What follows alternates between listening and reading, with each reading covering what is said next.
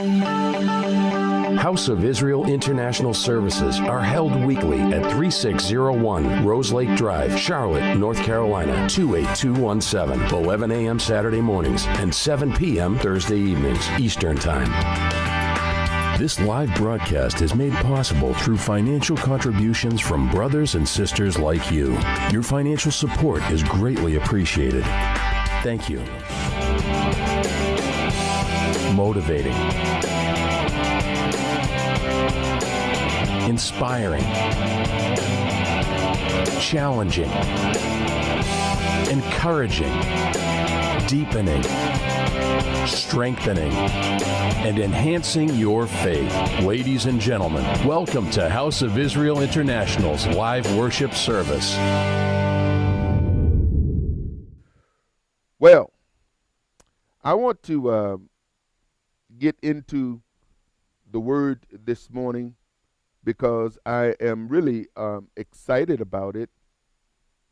I have been for some time, and as I was preparing this morning, I become even more excited about the word today. Ladies and gentlemen, I have to tell you that in the time and world that we live in, it's not going to be the easiest thing, which is why we're going to have to do some fighting. We're going to have to fight, folks. There's so much pulling on us right now that we're really going to have to contend, as we're going to look at and see here this morning. And so let us move right into the message, contending for the faith that once was delivered to the saints. We're going to start off by looking at Jude. And before we finish this series of teachings, we're going to answer some questions. In his letter of exhortation to the saints, we know that Jude wrote that we should earnestly contend for the faith that was once delivered to the saints. And we know that now more than ever, Jude's words ring true, being that this faith once delivered unto the saints is under serious attack in our day and in our time. All you have to do is just look around you and listen to some of the rhetoric, listen to the things that are being taught, and this will certainly ring true to you. In Jude chapter 1, we're going to look at Jude chapter 1. We'll read a few verses, and then we're going to look at some history, because it's important for us to see some of the things that I want to share with you today. Verse 1, Jude, the servant of Messiah Yeshua, the brother of James, to them that are sanctified by Elohim the Father and preserved in Messiah Yeshua and called. And so we see that Jude's opening letter identifies him. He says, mercy unto you and peace and love be multiplied. In verse 3, which is where we're going to be focusing a lot of our attention on in this teaching, is, beloved, when I gave all diligence to write unto you of the common salvation, it was needful for me to write unto you and exhort you that you should earnestly contend for the faith which was once delivered unto the saints.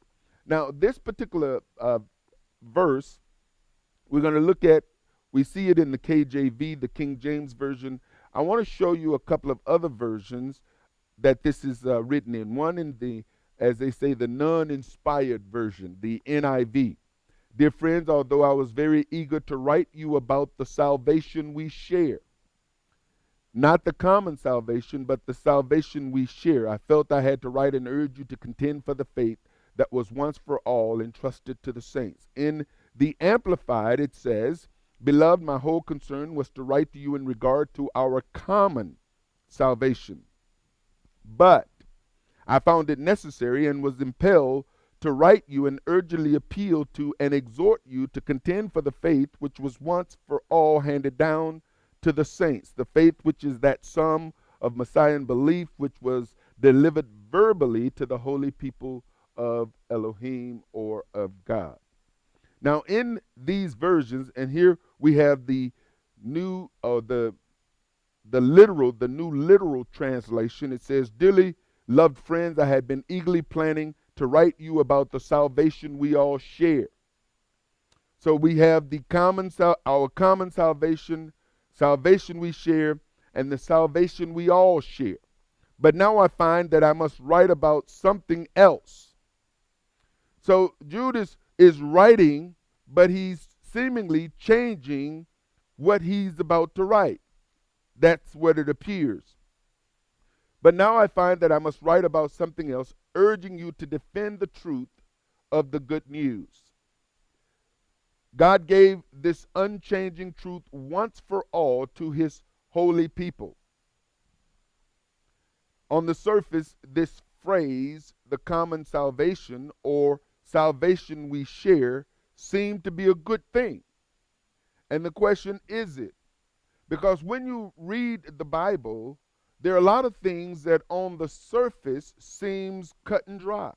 It seems easy to read and to comprehend and to understand, but when we dig a little deeper, we find out that it is not as cut and dry as it may appear.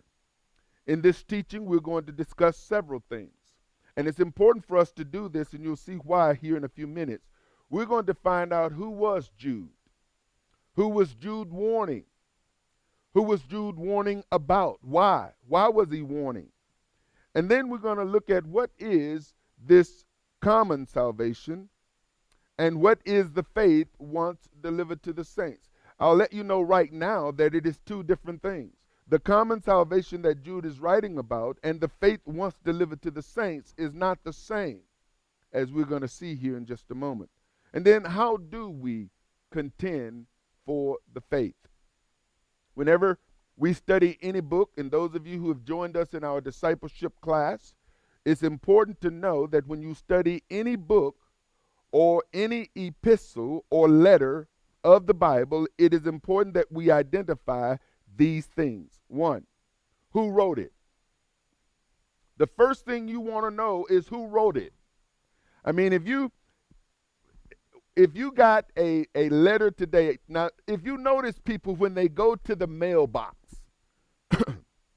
those of you who go to mailboxes, you go to P.O. boxes, you get a bunch of mail. And what you would normally do is you start going through the mail. And if you got 7 or 8 letters, you will go through the letters. You'll probably separate the letters from the junk mail. You'll probably identify the letters that are written if there's 2 or 3 people in your house. If there's letters for one person that is not you, you'll separate them. And then you do something that you probably don't think about, it just happens, is that you begin to put the letters in an order of importance. Now, typically, one of the first letters that get opened is that if there is a letter that is from the Internal Revenue Service, that letter always gets priority. You ever notice that if you ever got letters in the mail, if there's one from the Internal Revenue Service, that it has a tendency to get opened first? Another letter that have a tendency to get on the top of the stack is one that look like there's a check in there. You ever notice these letters, these folks who send this mail, they have a tendency of making letters look like there may be a check, and that letter will get priority. Sometimes that letter might get priority even over the Internal Revenue Service. It all depends on you. But we have a tendency to identify and to prioritize letters according to where they are from. When you look at the scripture, you want to identify who wrote the book. That's critical. You also want to identify when was it written. See, once you know who wrote the book, and now you can begin to say, okay, this person lived during this time in biblical history.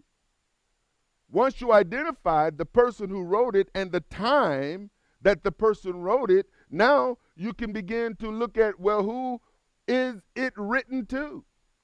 Whenever I write a letter, and I do from time to time, if I write a letter to John, I don't expect Peter to open it and start reading it. The letter is not addressed to Peter. It's addressed to John. Now, here in our society, if you open people's mail that is not addressed to you, you can actually get in trouble. Did you know that? The letter is not addressed to you, so you have no right to open it. And some letters will actually have on there confidential. And so you want to make sure that whatever letter you're opening is written to you. You want to know who is the author writing to. Because if you understand who he's writing to or she, then you can now surmise who he or she is not writing to. Fourth, why? Of all the things that a person could do, why would they take time to sit down and write a letter that has found its way into the Bible? These are important things. Once you do this, now the chances of you misinterpreting what is written or mistranslating or getting a misunderstanding, it begins to slim. It doesn't eliminate it, but you can begin to narrow things in a more clear focus because you know who it is for and who it's not for. Who was Jude? That's the first question you want to know. And how does Jude find its way into the book we call the Bible? The opening verse of the letter identifies the writer and the audience or the recipient. Jude 1. Jude, the servant of Yeshua, the Messiah, or Jesus Christ, the brother of James. So Jude identifies himself as a brother of James. And then he identifies the audience. To them that are sanctified, or those who are set apart by God the Father, Jehovah, and preserved in Messiah Yeshua and called. So he's saying that this letter, I, Jude, the brother of James, is writing to the called. He's writing to those who are set apart, sanctified, those who are preserved. And we're going to look at all of this here. The author identifies himself as Jude, which is another form of the Hebrew name Judah, or in the Greek, Judas. This was a common name. And he identifies himself as the brother of James. There are several Judes, Judah, Judases mentioned in the New Testament writings that could be the author, although it is believed to be the younger brother of Yeshua who came to faith after his death. So now, when you begin to identify who the writer is and you begin to look at the time of the writing, if you do historical search or research, you begin to identify, okay, what was some of the issues that was going on at that particular time in biblical history. So you're identifying some of the issues, some of the problems that may have been occurring. Yeshua had two disciples named Jude or Judas. Now the one that is most known, the famous Judas, is famous for doing something that is called betrayal. In Luke chapter 6, verse 14, it identifies these disciples. Simon, whom he also named Peter, Andrew, his brother, James and John, Philip and Bartholomew, Matthew and Thomas, James, the son of Alphaeus. So we see there's two James, Simon called Zelotes, and Judas, the brother of James. Now, you can see this and see, okay, there's that Judas, the brother of James. You see, it's almost the same words. He says, I, Jude, the brother of James, and here we have Judas, or Jude, the brother of James, and then Judas Iscariot. So you see two Judases that were part of Yeshua's discipleship. Now, why is that important? Because when you begin to read about Judases in the New Testament, you can't assume that it is talking about a particular one. You have to identify who is being spoken of. And it's easy to confuse the two or the three, as we're going to see here in just a moment. This Judas Iscariot, or Judas from Iscariot, which also was the traitor. The writer of Jude, based on his writings, do not identify himself as an apostle. According to Jude 1:17, he says, "But beloved, remember you the words which were spoken before of the apostles of our Lord, Yeshua Messiah, how that they," so here he's referring to them as separate from himself. He's referring to the apostles as they, whereas the apostles, when they wrote, they would identify themselves an apostle. Jude doesn't do this. So now we have to go through the process of elimination. He says how that they told you there would be mockers in the last time who should walk after their own ungodly lusts. For even, now we're going to see here, as we just noted, that there were two Judases or Jews that followed Messiah. Another way of eliminating the process of elimination here is that these two Judases were actually disciples. They were apostles. They were believers. They were followers of Messiah. Now, Judas, it becomes questionable based on what he did. But here in John chapter 7, we're going to find that Yeshua had a brother named Judas. For even his own brothers did not believe in him. And we see they weren't believers. Hi, Michael. They all joined together constantly in prayer, along with the women and Mary, the mother of Yeshua, and with his brothers. So we see that Yeshua had disciples, two of them named Judas, and we're going to see here that he also has a brother who wasn't a believer, who was also named Judas. Matthew 13:55. Now this is always difficult for some of the former Catholics to identify that Yeshua, Jesus, had brothers and sisters, which the Bible clearly says he did. Isn't this the carpenter's son? Isn't his mother's name Mary?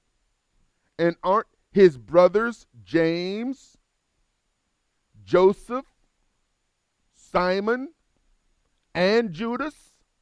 So we know that he had four brothers. Some say, well, these are his half-brothers, but nevertheless, they are the mother or the children of Mary and the carpenter's son, known as Joseph. Aren't all his sisters with us? So we see that he had more than one sister. How many sisters? The scripture doesn't clearly tell us, but it does tell us from the plural form here that he had more than one sister, and he had at least four brothers that are mentioned. Where then did this man get all these things? Now, one of the things you're going to find is that people have a tendency to put you in a category to determine what you should or is impossible to know. Now, the world we live in is famous for this, because you will find that very few people end up in the White House, the highest echelon of the political arena, that doesn't come from some form of family lineage. Most come from wealth. Not all, but most. Most, if not all, have a, what do you call it, one of those educations, Ivy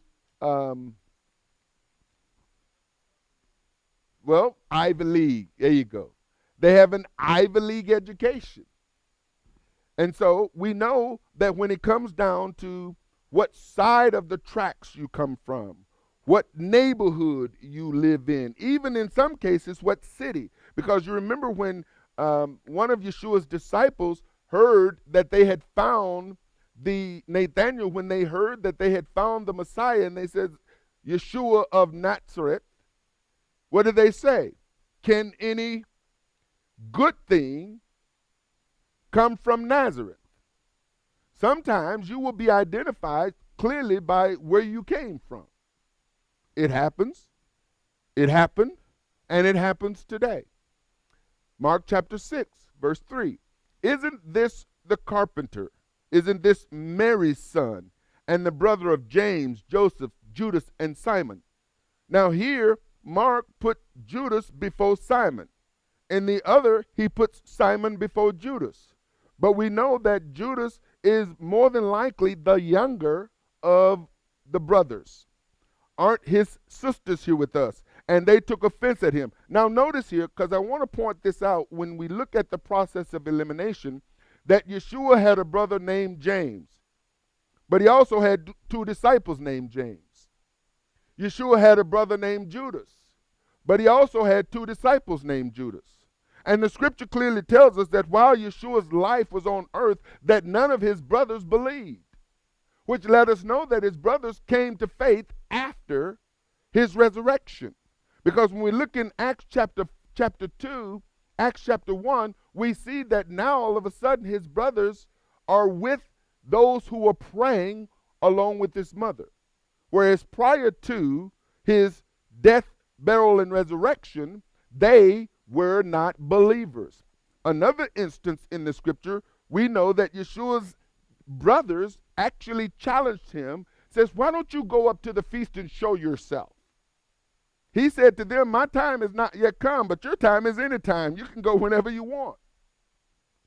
Now, there, ladies and gentlemen, we find that his brothers are going up to the feast, and yet they're not believers.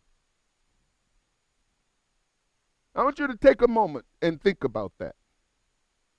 There were many who were going up to the feast, and yet they were not believers, yet they believed something. They were keeping the commandments as they knew them, while at the same time rejecting the Messiah who lived among them. And even today, you have people who are celebrating the feast. You have people who are keeping the feast. They're doing all of the things that would appear to be Torah-based. And yet, they do not believe in the Messiah. His brothers were prime examples of that. Going up to the feast year after year after year, and yet rejecting him. At one point, we get indication that they wanted to have him committed because they thought something was wrong with him. Sound familiar? There are people who think something's wrong with you. People who believe their brand of religion, but think something's wrong with you. This is what his brothers were. And it's important for us to understand that his mom, his dad, because we see that when Yeshua was 11 years old, as it was their custom every year, they went up to the feast of Passover. You understand this? They went up to the feast. And they did it year after year according to the Torah. So did his brothers. When they came, they went up to the feast year after year after year. And the feast continued after the Messiah was resurrected and ascended. And we're going to see this from this letter. That here it is, and this is why it's important when we begin to look at the date or the potential of the time of writing, because now we can look at what the writer is saying, we can look at the time the writer is saying this, and we can see what is going on during the time of this writing. So important. Isn't this the carpenter's son? Isn't this Mary's son? Or isn't this the carpenter? Isn't this Mary's son and the brother of James and Joseph and Judas and Simon? Aren't his sisters here with us? And then they got offended. They took offense at him. So we see who wrote it. Now, when was it written? Although the letter doesn't let us know directly, and I looked at several sources. The date, the origin, the destination of the letter, it is generally thought that the book was written later than AD 60 and earlier than AD 100. So this is a book that is written around the time of the Revelation, around the time of John's writing, but it was earlier than 100. Now the question is, who was he warning? Who was the audience? Who was the recipients here? It appears to be comprised of first century, second generation believers based on the same verse we looked at earlier. When we looked at Jude 1:17, it says, "But beloved, remember you the words which were spoken before of the apostles of our Messiah, Yeshua." So he's saying that these apostles, apparently it appears that these apostles are no longer there. When you look at Fox's Book of Martyrs, which is a book that deals with the history of the disciples of Yeshua and how they died, you can actually begin to identify around the time of their death.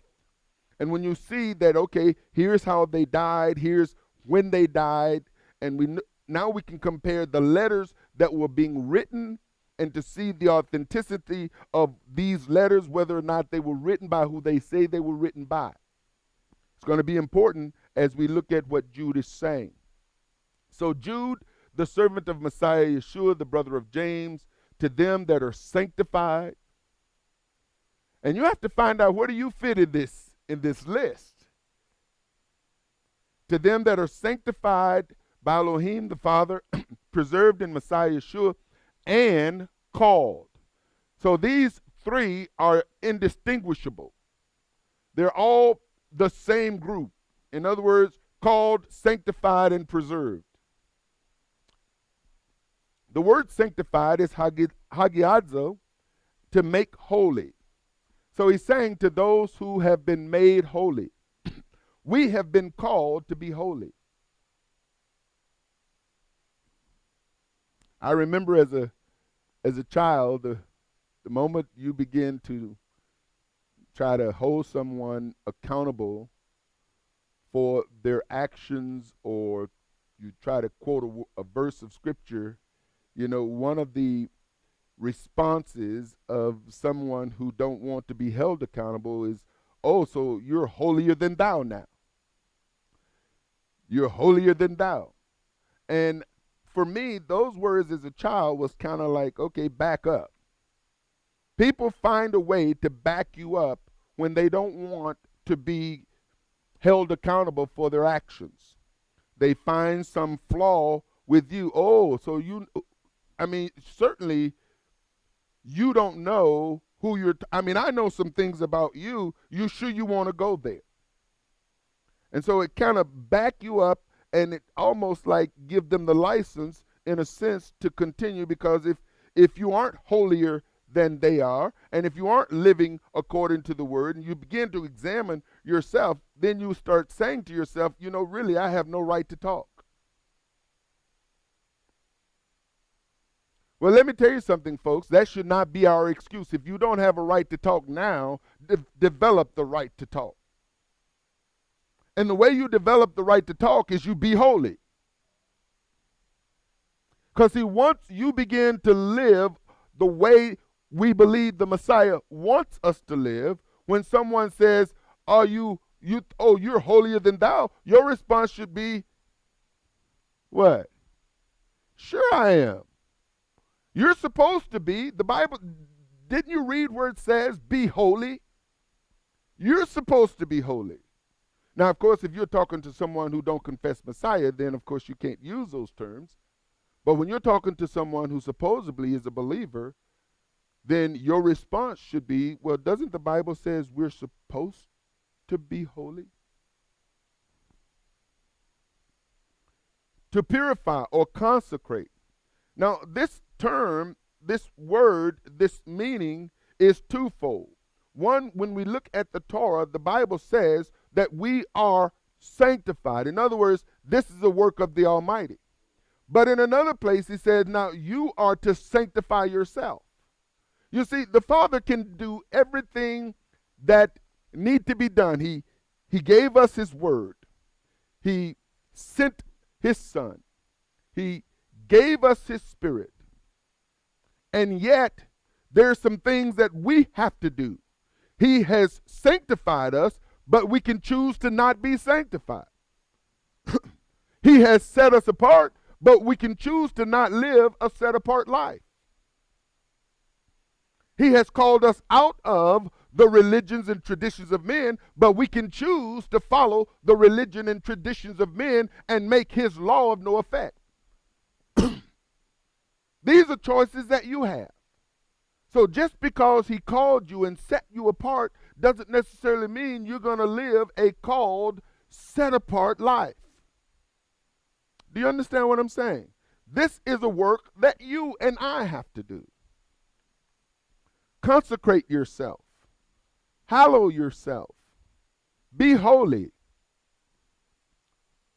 This word comes from hagios, and basically it's the Hebrew chag, which means to be sacred, blameless, religious, spiritually, according to him, not according to man-made traditions. To be a saint. You know, people, I remember saying, well, you know, I'm no saint. You ever remember saying words like that? You know, I'm no saint. I'm not an angel. When the bottom line is that as a messenger is an angel, and a set apart one is a saint. What's amazing is that we have been in religious circles that decry us for embracing the very thing that the Father has called us to be or to do. I'm not a saint. Well, why are you going to church? Why are you reading the Bible? If you're not a saint, why do you call yourself a believer? You see the contradiction? I'm not, but I'm doing the things that a person who's supposed to be is supposed to be doing. This is the hypocrisy of religion. And religious people can be very hypocritical people. Preserved, tario from 23:34, perhaps akin to guard, to guard from loss or injury properly by keeping the eye upon. What he's saying here is that, listen, when you are preserved, the Father now is guarding you, but there's some things David said that he hid his word. He hid the word. He guarded his word. He put his word in his heart. He hid it. See, there's some things that you have to guard. You have to guard against people who are encroaching on your holiness, on your calling. You're supposed to be preserved, holy, sanctified, set apart. How can you be holy, sanctified, set apart in fellowship with people who are not holy, who are not sanctified, who are not set apart on his holy day? It's just my simple way of looking at things. And I really try to keep things simple because I know how easy it is to not be set apart, to not be sanctified. And it's one thing for me to say that I am set apart and sanctified and called, and not live set apart, sanctified, and called. I grew up in an environment like that. And what's really amazing is that the ones who have a tendency to ridicule us the most for trying to live holy, sanctified, called, set apart, are those who are supposed to be set apart, sanctified, called, and holy.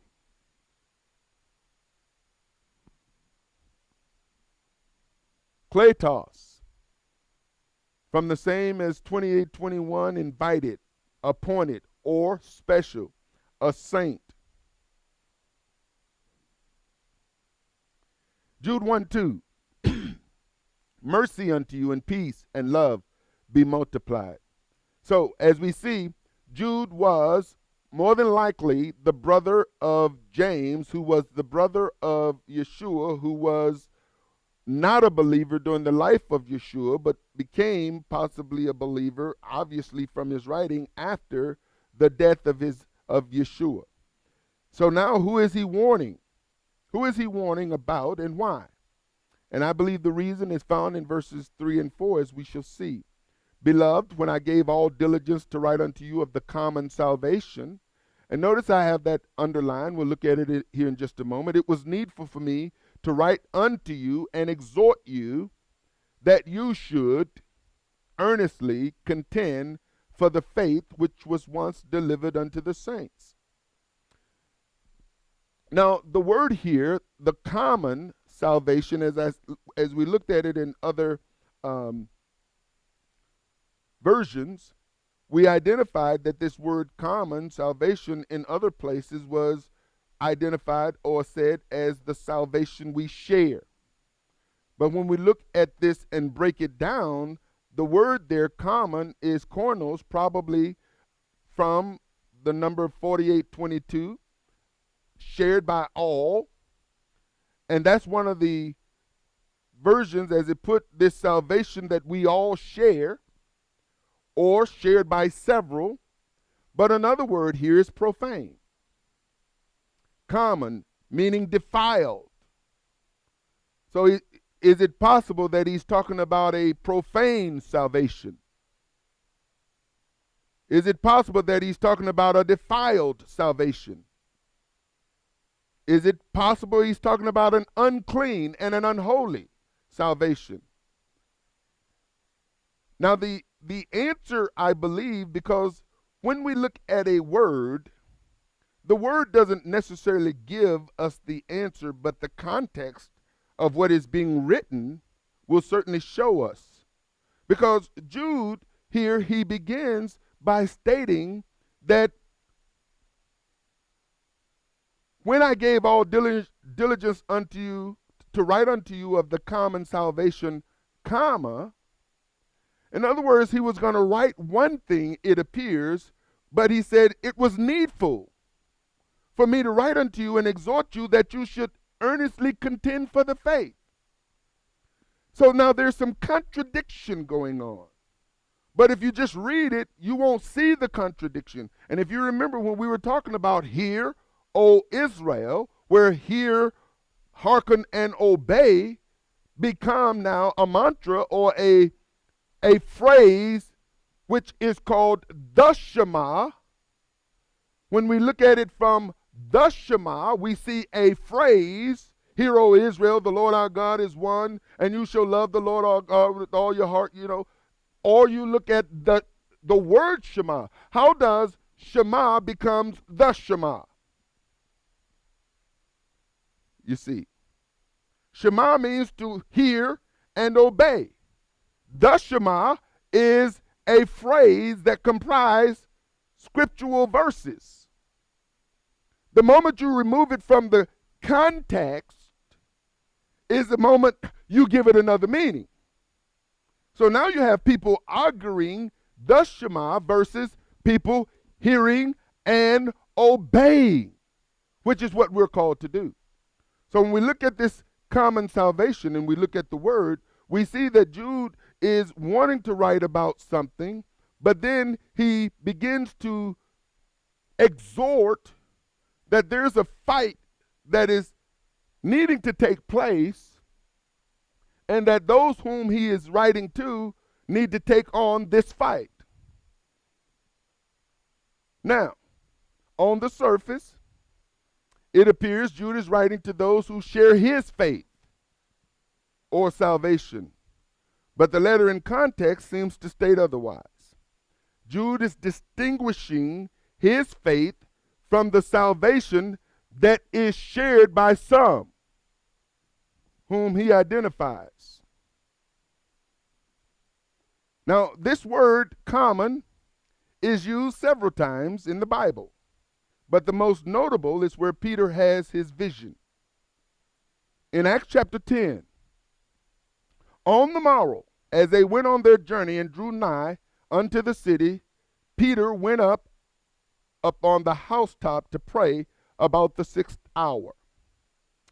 And he became very hungry and would have eaten, but while they made ready, he fell into a trance and saw heaven open and a certain vessel descending unto him, as it had been a great sheet knit at the four corners and let down to the earth, wherein were all manner of four-footed beasts of the earth, and wild beasts, and creeping things, and fowls of the air. And there came a voice to him, Rise, Peter, kill and eat. But Peter said, No, not so, Lord, for I have never eaten anything that is common or unclean. Now he put the word common in the same context as he put the word unclean. When we look at the definition in Jude, it talks about profane, defile, unclean. And the voice spoke unto him again the second time. Now, when we look at this, the voice says, Rise and eat. Peter probably said no. And then he says, I've never eaten anything common or unclean. And then the voice says, What Elohim have clean, you shall not call common. This was done 3 times, and the vessel was received up again into heaven. This word is the same word, kono, to make or consider profane, call common, defiled, pollute, and unclean. When you begin to look at the context of what this is written, then now you can begin to put some things together that on the surface doesn't seem as obvious. This was done 3 times. The vessel was received up again. Now, while Peter doubted in himself what this vision, so Peter is having a vision, and the writer, Acts, allow us into the vision. This is not a command, as some would now try to put this into, well, see, the Almighty says, kill and eat the unclean things. Therefore, the unclean things is okay to be eaten. This is not what he's commanding. It's a vision. Peter says, no, I'm not going to do that. And what he says, do not call what the Almighty has clean, common, or unclean. And so, he's pondering and doubting in himself what this vision which he had seen should mean. Behold, the men which were sent from Cornelius had made inquiry for Simon's house, and stood before the gate, and called and asked Simon, which was surnamed Peter, were lodged there. Now, early on, there's this Italian who has a vision. And while he's praying, an angel appears to him and tell him to send to Joppa for this fella by the name of Simon, Peter, and told him where he would be. So he immediately sent his servants to find this Simon, and they show up at where he is right after he has this vision from the Almighty. So there's some supernatural things going on. The Father is dealing with a person who is a man who desires to be righteous. He's a devout person. He prays to the Almighty. He helped the people of Jehovah by giving arms and supporting them. And now the Almighty is saying, I need to get this man the truth. He is praying to me. He desires to know me. So I have to find someone who is articulate enough or who can communicate my good news, send him and explain to him how he is to come into relationship with me. So these guys, they show up and called and asked whether Simon. Now, what I find to be so amazing, I mean, this is absolutely amazing to me, that here is an Italian, a person who is devout, but yet do not have a relationship with the Almighty, and has this vision where he's given instructions in this vision. He calls his servants and he sends his servants to a precise location with a precise name. He says, you go and you find him. You go to this place and you ask for this person. He shows up, asks for the person, asked whether Simon, which was surnamed Peter, was lodged there. While Peter thought on the vision, the Spirit said unto him, behold, 3 men is looking for you.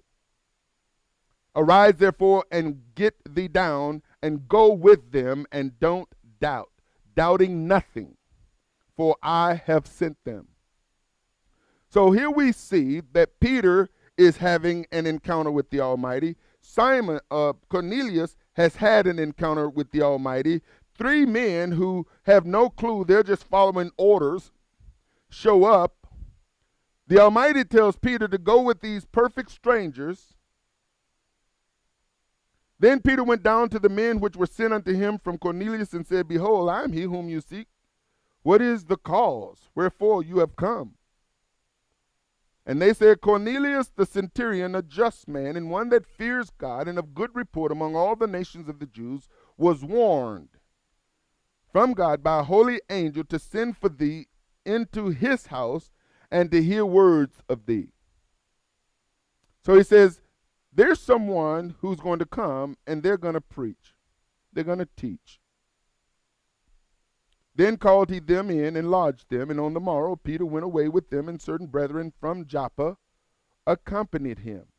And the morrow after they entered into Caesarea, and Cornelius waited for them, and had called together his kinsmen and near friends. And as Peter was coming in, Cornelius met him, and fell down at his feet, and worshipped him. But Peter took him up, saying, stand up, I myself also am a man. And as he talked with him, he went in and found many that were come together. Now, this Cornelius fella was a man of faith. You know, he trusted that what he had seen was of the Almighty. Not only so, that he called his servants, he sent them, and then he waited patiently. Like, you know, can you imagine? You send someone to go get someone. They can choose whether or not they're going to come. But here you have a man that is so confident that what he's seen, what he had heard from the Almighty, and he put feet to it. See, this is what you do with faith. Faith is not just something you believe. Faith is something that requires a corresponding action. If you don't respond to what the Almighty has instructed, you will not see the Almighty's outcome.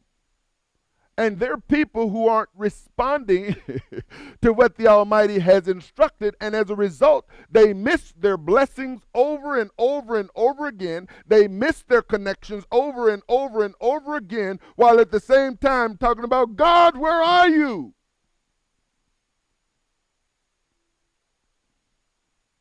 I've been crying out to you all my life. I've been praying to you. Where are you? When are you going to respond?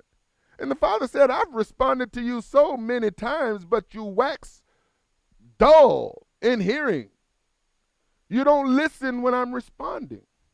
I've been trying to speak to you here and to speak to you there, and I've sent people to speak to you, but you got to pray about it. I mean, it's amazing. You show people things in the Word, well, I got to pray about that. What do you got to pray about? It's pretty clear. You remember the Sabbath, keep it holy. Well, you know, God ain't showed that to me yet. I just did. Okay. Well, you keep praying for your purpose. You keep praying for him to reveal himself to you when the clear instructions that have been presented to you is gone unresponded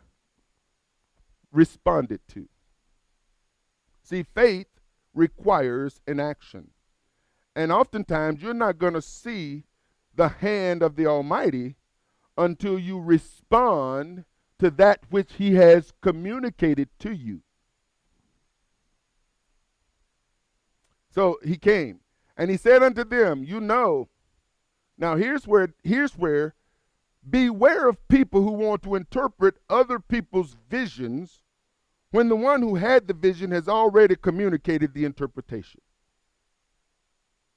I can't tell you how many people that I've tried to explain what is clearly in front of them. I remember back in Michigan, we had a drummer. This drummer, he would drive all the way from Lansing to Grand Rapids every Sabbath. And, many of the musicians that are out there are hirelings.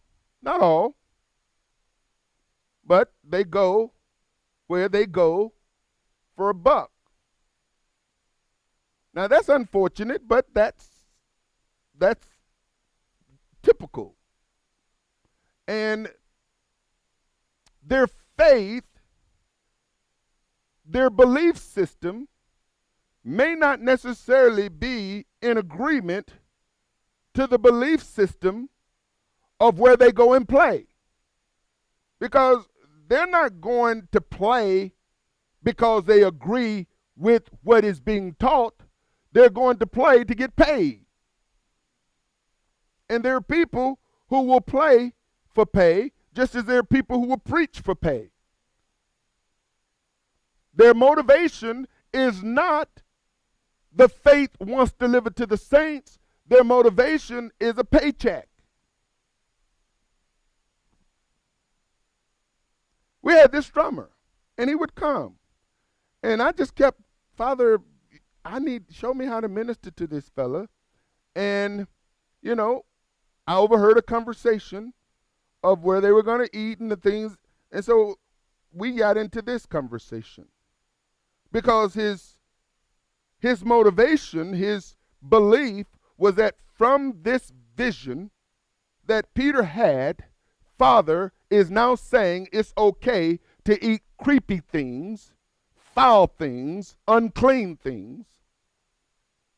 And I'm trying to explain to him that the vision Peter has, Peter interprets. He didn't want to hear that.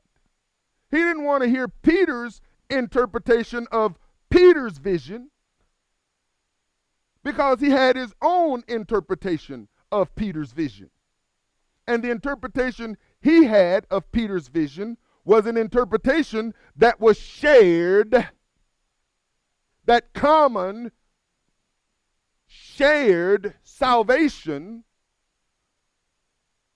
of the people he was in fellowship with. You see, there are people out there who have things in common. It's a shared salvation. It's a common salvation that is totally opposed to the salvation that was brought to us, because the Bible says the grace that brings salvation. You got people who under grace, but they're not under the grace that brings salvation. For the grace that brings salvation has been given that we are to deny worldly lust, that we are to deny ungodliness. This is the grace that brings salvation. Now, there's all kinds of graces. And people who are under grace are under all kinds of graces. But there's only one grace. Might as well share that with you since it's not in my notes. Some people, Titus chapter 2.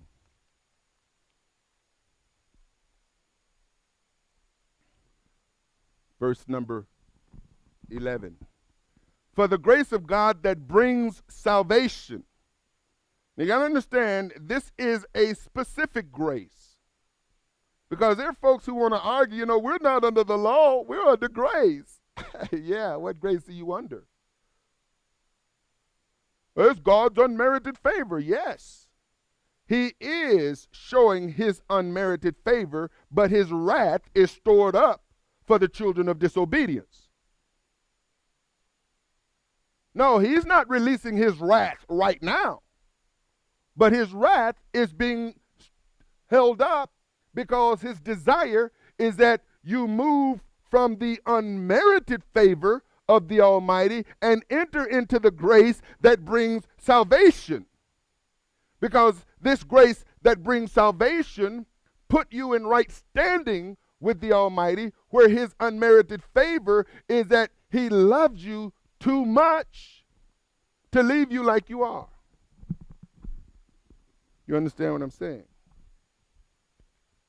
So, the grace that brings salvation has appeared unto all men, teaching us. This grace has a message. It's not just simply believe. This grace comes to teach. And if you don't get the message of this grace, then you're not under the grace that brings salvation. You're under a different grace, the unmerited favor. Yes, his favor is upon his creation because he loves his creation. He loves you. He loves me. He loved every sinful, ungodly, perverted, wicked person out there. That's what Yeshua came to pay the price. He came to pay the price for the wickedness of men. Every man. Even the ones you don't like. Even the ones you want to go to hell. Yeshua paid the price for them. Do you understand what I'm saying? The ones that you want to burn. You know, the ones you avoid when you go evangelizing. Now, I don't think I want you to get saved today. I only want my family members saved. The grace of God that brings salvation has appeared unto all men, teaching us that denying ungodliness and worldly lusts, we should live soberly, righteously, and godly now, in this world. This is the grace that brings salvation. Peter says, and he said unto them, you know that how that it is unlawful, it is an unlawful thing for a man that is a Jew, a Judean, to keep company or come unto one of another nation. Now this was the command that Jehovah gave to his people, says that you don't let your sons marry their daughters. You don't let your sons marry their daughters. You don't let your daughters marry their sons. You don't worship me like they worship their Elohim. You don't put another Elohim before me. He said, I'm jealous. And so Peter knew that according, and you're going to see why here in Acts chapter 11, because there's some folks who heard that he went to Cornelius' house.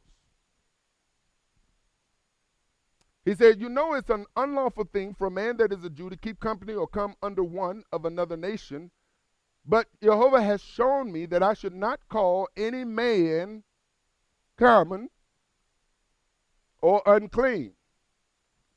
And the apostles and brethren that were in Judea heard that the Gentiles had also received the word of Elohim. And when Peter was come up to Jerusalem, they that were of the circumcision contended with him. Now this is a different contending than in Jude. This contending is the diakrino, and it's to oppose, to discriminate. They opposed Peter because Peter had gone under the roof or in a house of someone who was not of Israel, saying, you went into men uncircumcised. Now what was he saying? And when Peter came up to Jerusalem, they that were of the circumcision contended with him, saying, you went into men uncircumcised, and you ate with them. You sit down at the table and ate with uncircumcised people. You're defiled. There's no telling what you ate. This is Acts chapter 11, folks. But Peter rehearsed the matter from beginning and expounded it by order unto them, saying, I was in the city of Joppa, Basically, Peter is now defending himself. Listen, guys, hold it. Before y'all crucify me, let me tell you what happened. Let me give you, says he rehearsed it. See, we find out from the historical documents, from the word, that Peter was a little bit afraid of these individuals, and rightly so. Because if you remember, when the man who was born blind was challenged, those who wanted to get to the bottom of it went to the man who was born blind parents, and the parent says, wait a minute, hold it, he's of age. Talk to him. He's old enough to fend for himself. And then in the captions it says, because it had been ordered that anyone who put their faith in Yeshua would be put out of the synagogue. See, if you're put out of the synagogue, if you are excommunicated, that's like you're no longer part of the family. You know, you're not, you can't go up to the feast. You can't do the stuff that, you know, we who are part of the family do. You show up, man, you might get stoned. Peter know this. And so it says, I was in the city of Joppa praying, and in a trance I saw a vision, a certain vessel descend, as it had been a great sheet, let down from heaven by four corners, and it came even to me.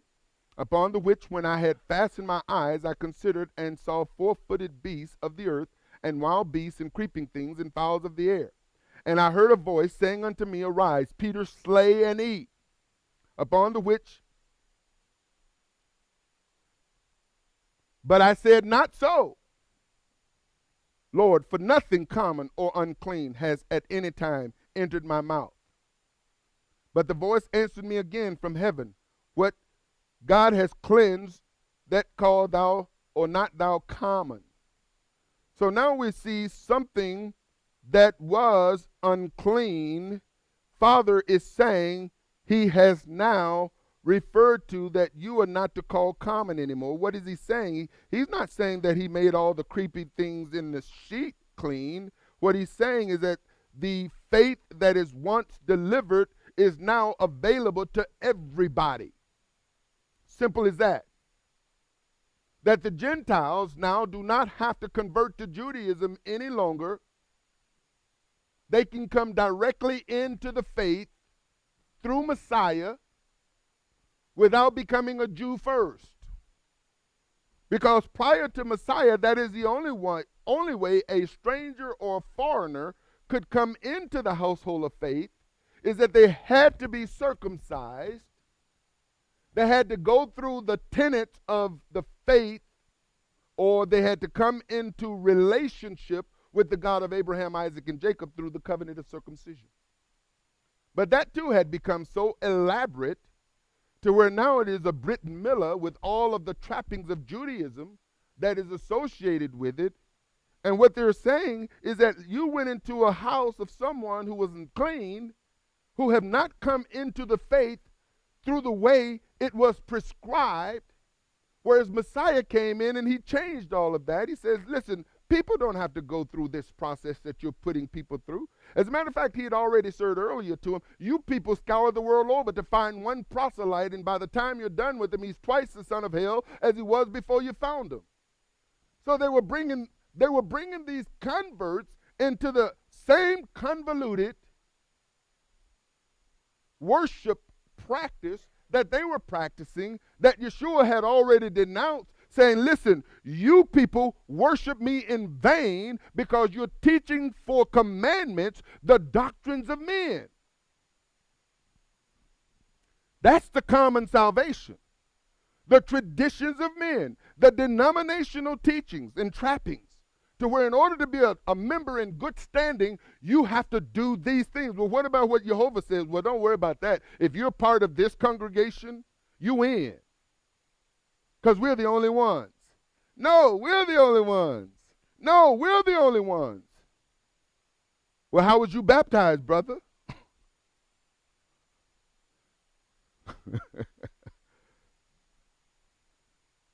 And there we see this word, koinuo, from to make profane or call common, defile.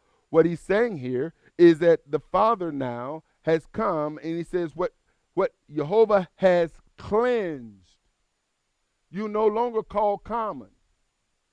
In other words, by making this salvation available to them, and Cornelius particularly, because understand something. When you look at Cornelius' lifestyle, Cornelius prayed. Cornelius was a devout person. Cornelius gave money. And it is believed that he gave lots of money. And though he prayed, and though he was devout, and though he gave money, he still needed to hear the good news that would bring him into the faith, because he didn't have it.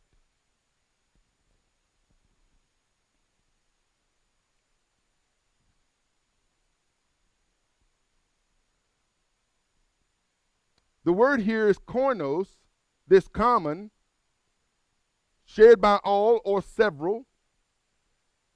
And this faith that Cornelius had at that time, he was trying to get to know the Almighty. Peter came and revealed the Almighty to him.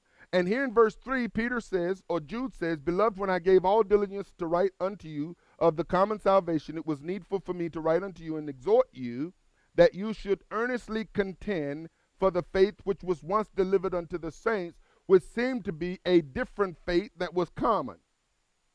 Now, what Jude is addressing here is the very things, as we're going to look at in this particular letter, is the very things that Messiah had warned, which Peter and Paul warned would take place.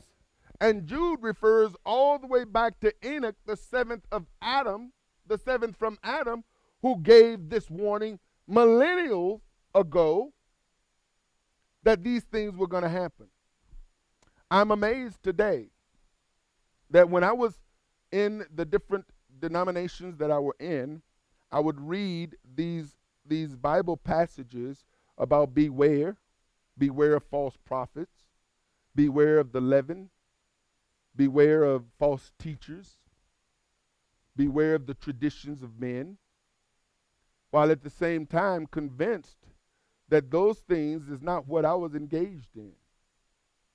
I wasn't following false teachers, although there were people who called, the preacher that I was, every preacher that I was under, some other people called them false teachers. They call me a false teacher. They call you a false teacher. They call anybody who teach something different than what people believe. People say, you're a cult. I said, yes, I am.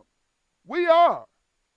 You see, by definition, a cult is a group of people who follow a prescribed belief. Every denomination out there is a cult. See, we've got to get to a point to where we don't allow these words that people want to call us to, oh, no, I'm not a cult. Well, what are you? Look at the definition. There's a difference between being a cult and being in the occult. But people hear the occult when they hear cult. And the fact of the matter is that if you follow a prescribed teaching, or any leader who teach that prescribed teaching, you are part of, by definition, a cult. Nasty word, isn't it? Ugly word, isn't it? A word you don't want to be associated with, right? You better get over it. Because the only way to not be part of your cult by those who are calling you a cult is you're a part of their cult. Because they're not a cult. You are. You're part of the cult. We're not a cult. And once you join their cult, the ones who were a cult, who you were a part of, call them a cult. You understand what I'm saying? Anyway, enough of that.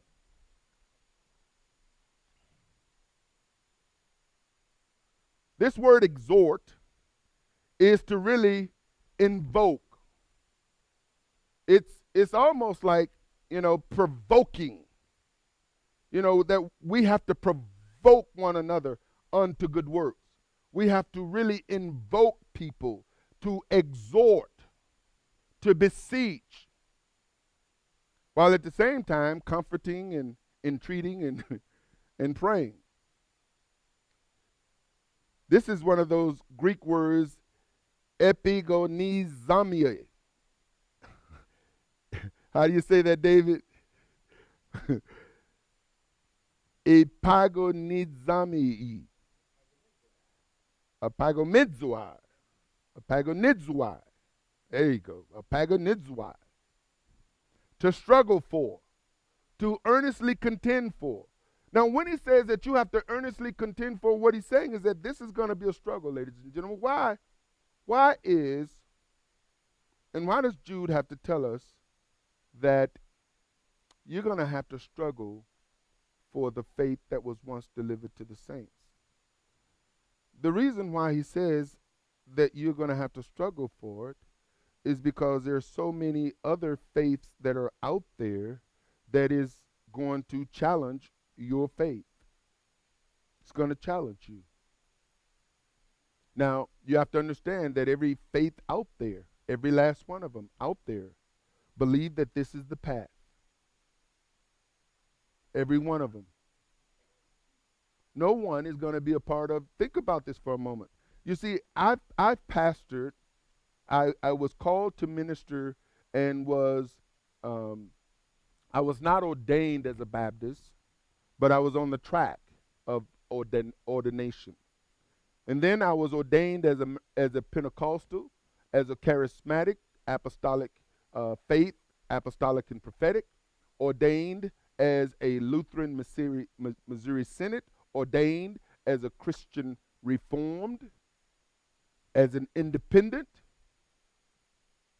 And all of these teachings that I was a part of, they had their books and they had their systematic theology of indoctrinating those who adhere to that belief system. And though some of them wasn't bold enough to say that our faith is the only true faith, by action, that's what they were saying.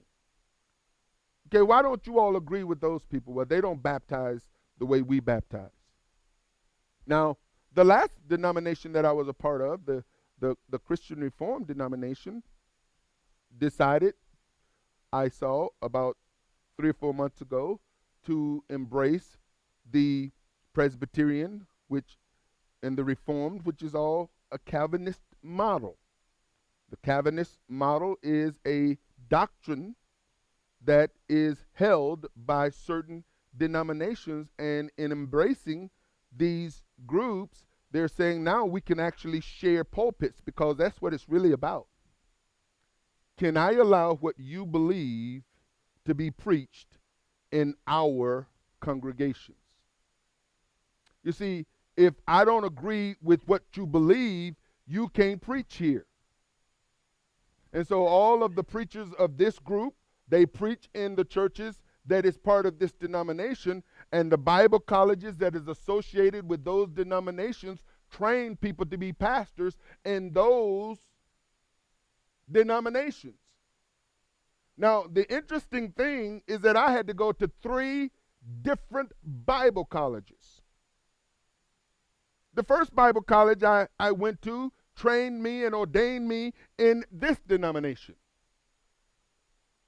When I moved to a different denomination, they said that training and those letters mean nothing here, but we will accept some of your teachings, but you have to now get our doctrine, so you got to take some doctrinal classes, and you have to perform and pass at a certain level before we would ordain you in our denomination. Went through that process.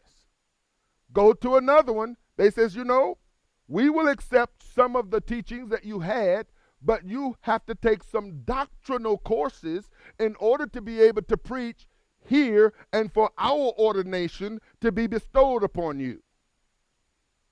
So every denomination has this process that they indoctrinate their teachers to make sure that when they teach in the pulpit that they're going to conform and confine their members and their followers to that corral or to that gate or to that pen to make sure that you keep them within a certain way of thinking.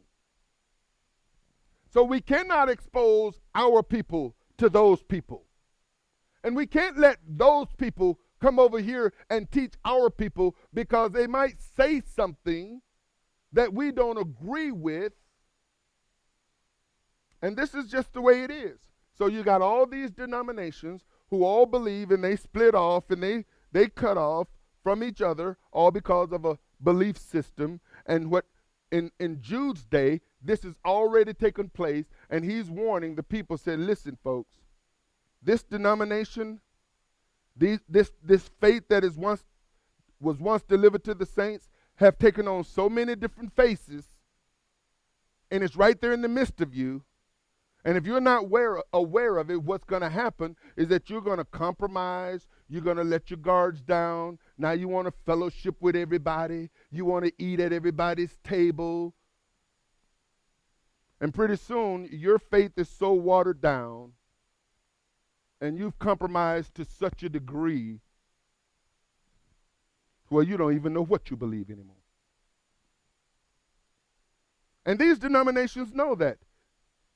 They know in order to keep you fervent in faith, we got to separate you from everybody else. This word faith, because we need to know what faith are we contending for.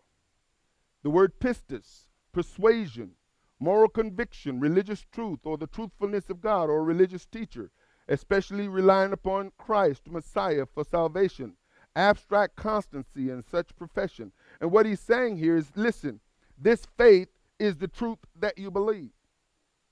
This faith is the truth that you believe. Now, where do you get this faith from? Do you get this faith, do you get this truth that you believe from your denomination? Do you get it from your bishop? Do you get it from your headquarters? Do you get it from your apostle? Do you get it from your pastor, your teacher? Or do you get it from his word?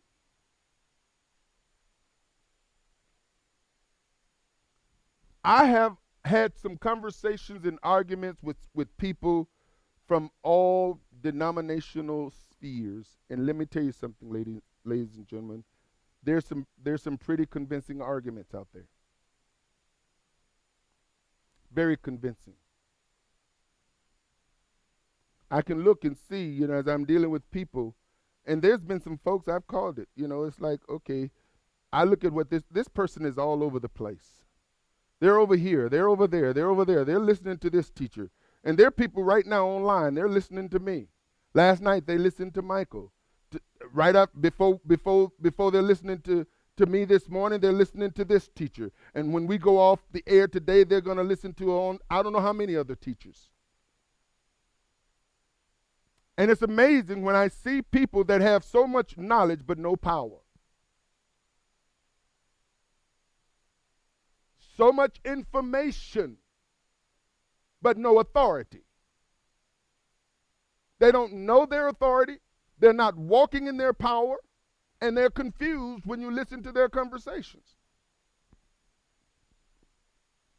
That's what happens. If I'm over here teaching about the power of the Holy Spirit, and you're over there, and they're teaching where the power of the Holy Spirit is no longer active and is only allowed by certain people, and you're over there and you're listening to these people that are teaching, well, the only people who have access to this knowledge are those who are rabbis, and you're over here and they've got this where, I was talking to a lady and they said, our denomination, we have our prophet. Over there, we've got our apostle. And so you have people, why are you calling me?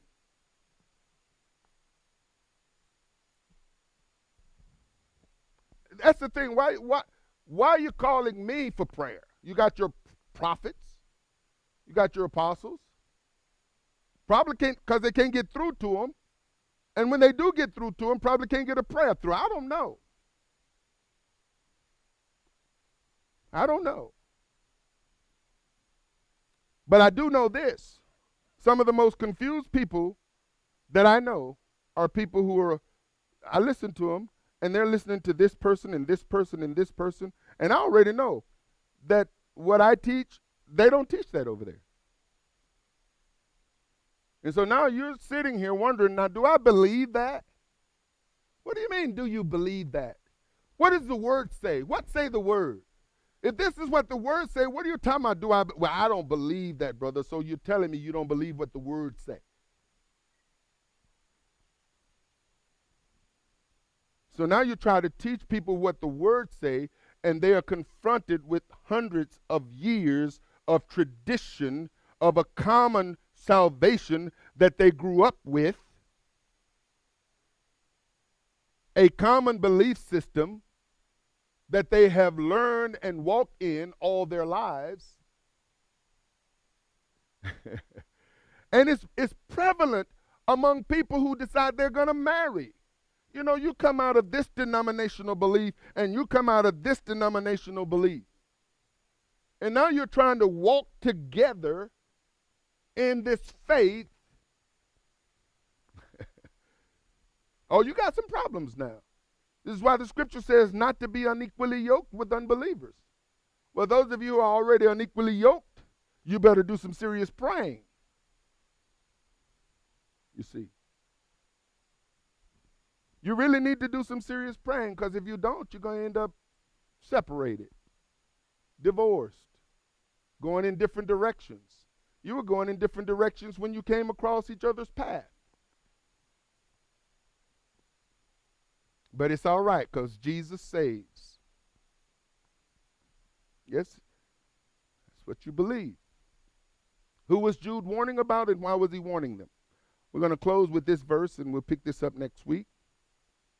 He says very clearly, there's a common salvation, there's a salvation, a faith that was once delivered to the saints, but here it is, when we identify that Jude was written somewhere between 60 AD and 100 AD, we see that in the very first century, there's already some problems going on with the faith. This is the first century, ladies and gentlemen. This is why it's important to identify the date of a writing. Because when you identify the date of a writing and you look at what the writer is saying, he said, for there are certain men crept in unaware. They came in the doors. They're sitting in, they're coming up to the feast with you, just like Yeshua's brothers did. They went up to the feast, and here it is, the Messiah. I mean, imagine the Messiah that you've been looking for, the Messiah that your parents and your grandparents and your great-grandparents and all the way back to Moses have been looking for, growing right up in under your nose, and you don't even recognize. And because he say what he says and does what he say, and because the religious leaders don't accept who he is, then those who follow those religious leaders reject the Messiah who grew up under their nose.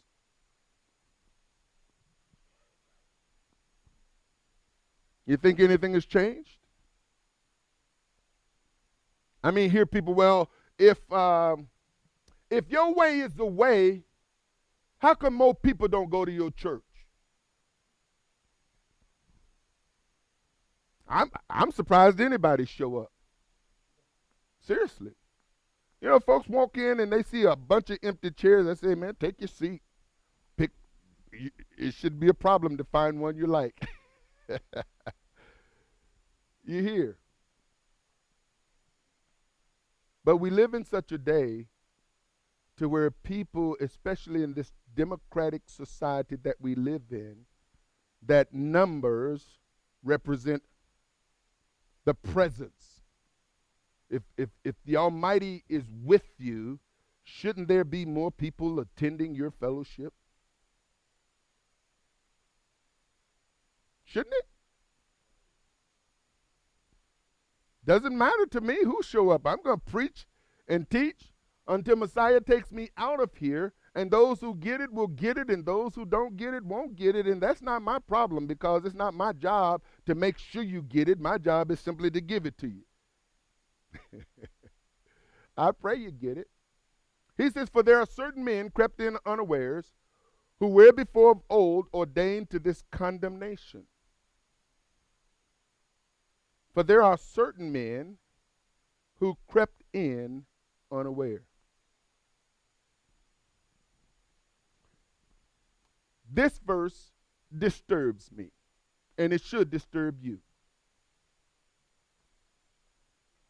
Jude is saying there's some people who have come into your fellowships, and they've brought a salvation that is not the faith once delivered to the saints.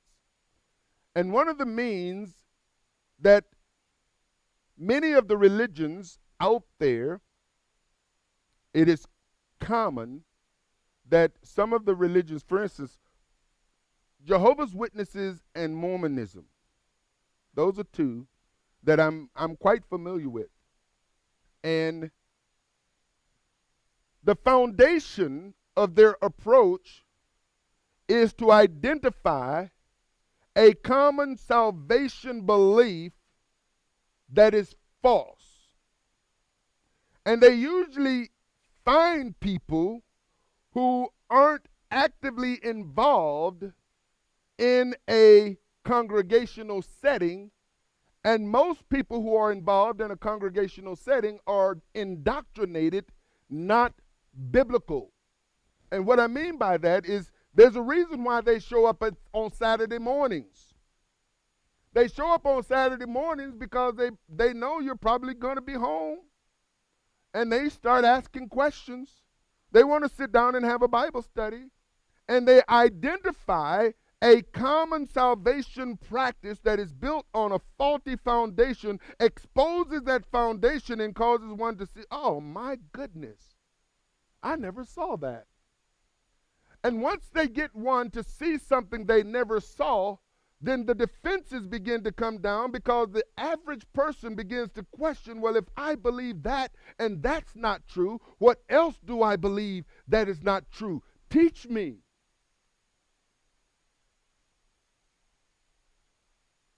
So instead of religious leaders equipping their people, they indoctrinated their people and told the people, when the Jehovah's Witnesses show up and these people show up, don't let them in. Don't open the door. Now you got saints peeping through the window. Jehovah's Witnesses, shh, shh. They might go away. Why are you in your house whispering? Let them in. Because the leaders know that they weren't equipping the people to be able to deal with these individuals who are trained. They are trained assassins in their kingdom halls, and they learn these common salvation practices that people build their faith upon, and they are assassins in dismantling those foundations. Same thing with Mormonism. And the goal is to, okay, we're going to bring this in, we're going to cause you to doubt your faith. That's exactly what Lucifer did. Is to find a place to cause doubt, because the moment we can cause doubt is the moment we now can ease in our truth. Jude said these individuals crept in unaware. How in the world did they creep in unaware? That means that the people that they crept in among weren't aware that they were there. Why weren't they aware that they were there?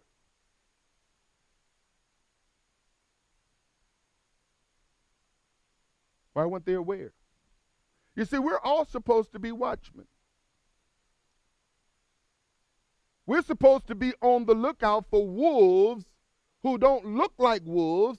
They look like sheep. They are wolves in sheep's clothing. Now, there was a time in my life that I was more diligent in my watching, to the point to where I invaded people's walk. And what I mean by that is I was one of those people that was so guarded to where when I saw something, I was on it. I was on top of it. And I would warn people. And what I realized is that in doing that, that I was intruding in people's space in areas where they didn't want me. I'm thinking I'm doing my job. I'm watching over the saints. I'm being an elder. I'm being an overseer. I'm trying to cover and protect. Unfortunately, what I found out is that many people don't come to fellowship for protection. They don't come for training. They don't come to learn. They simply come to practice their traditional belief of going to church. Stay out of my life. So what, I was in the bar last night and singing in the choir this morning, that's none of your business. Are you judging me? Don't judge me. Now, what made this more difficult for people to throw that at me is because I was trying to live a holy life. They looked and tried to find flaws in areas to where they can now stab me at and back me up. Like, preacher, pastor, come on now, pastor. You telling me to live holy and you got babies over there? I know where you were last night, Reverend. Now, you don't want to open that door, do you, pastor? And so folks couldn't do that. And so what they started doing is they started avoiding and hiding. And people say, oh, you see right through me. I got to guard myself when I'm around him and don't say much. And I thought that people wanted that. Unfortunately, many folks don't want that. They don't want protection. They don't want guard, even in my own house.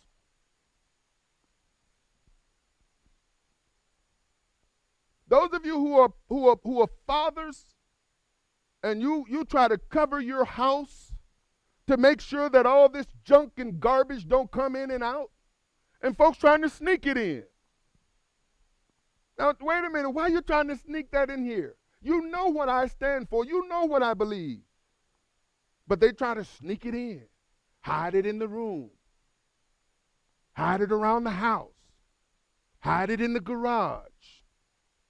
And you have saints, people who call themselves saints, hiding their sin, and covering up.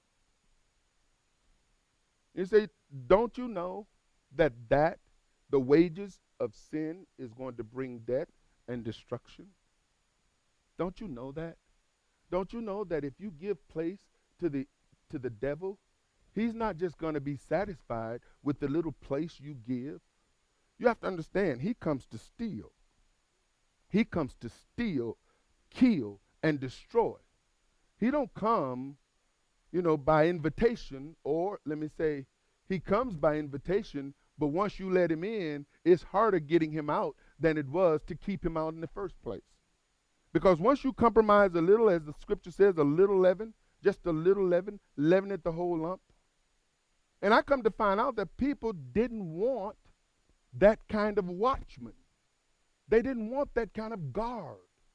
And think about it in your own house, ladies and gentlemen. Look at the things that you have to deal with in your own house. The husband who don't want to live for the Messiah, the wife who don't want to live, the children who don't want to live, and you find yourself constantly contending with the people you love, trying to get them to do right and to drop this, and they don't realize sometimes that what they do affect you. Because the enemy is an invisible force.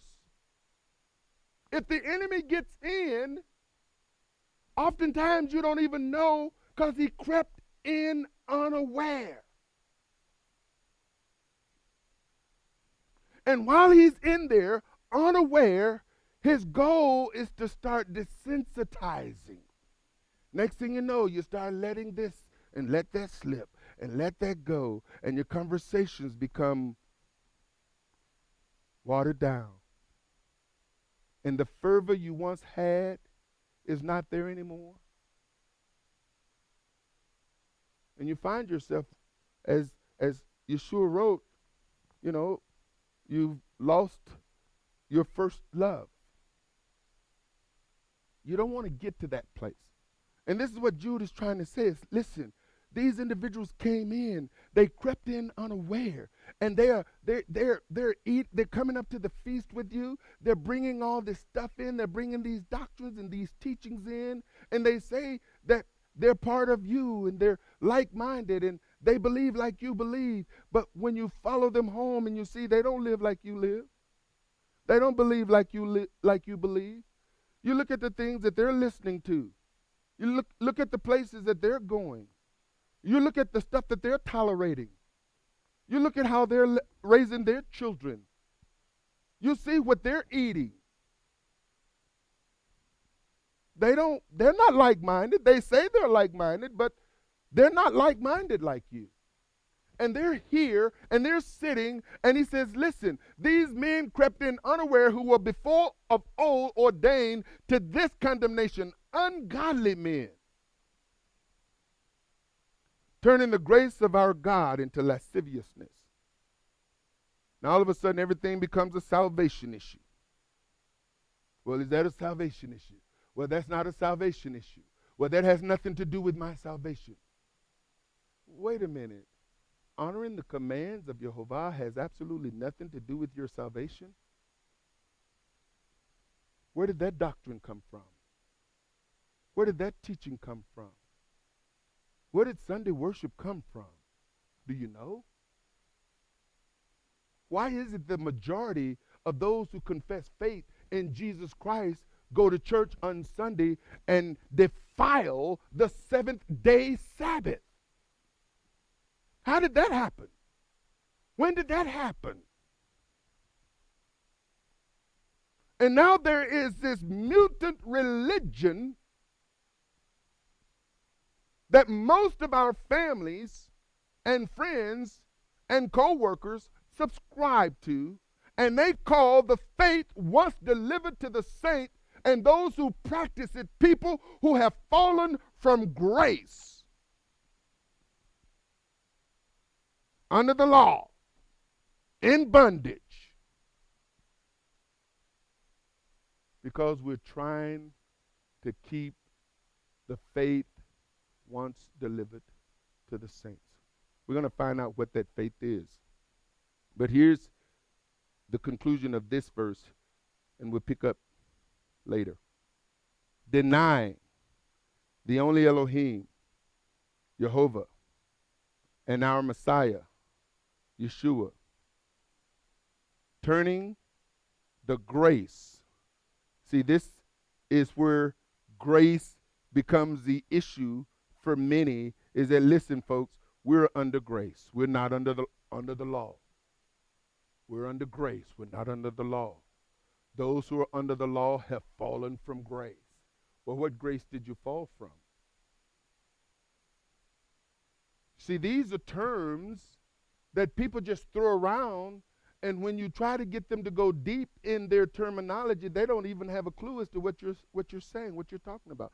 They know we're under grace. That's the law. Those who are under the law, they've fallen from grace. What does that mean? What does that mean? For more information, visit www.arthurbaileyministries.com or call 888-899-1479. House of Israel International Services is made possible through financial contributions from brothers and sisters like you. Thank you.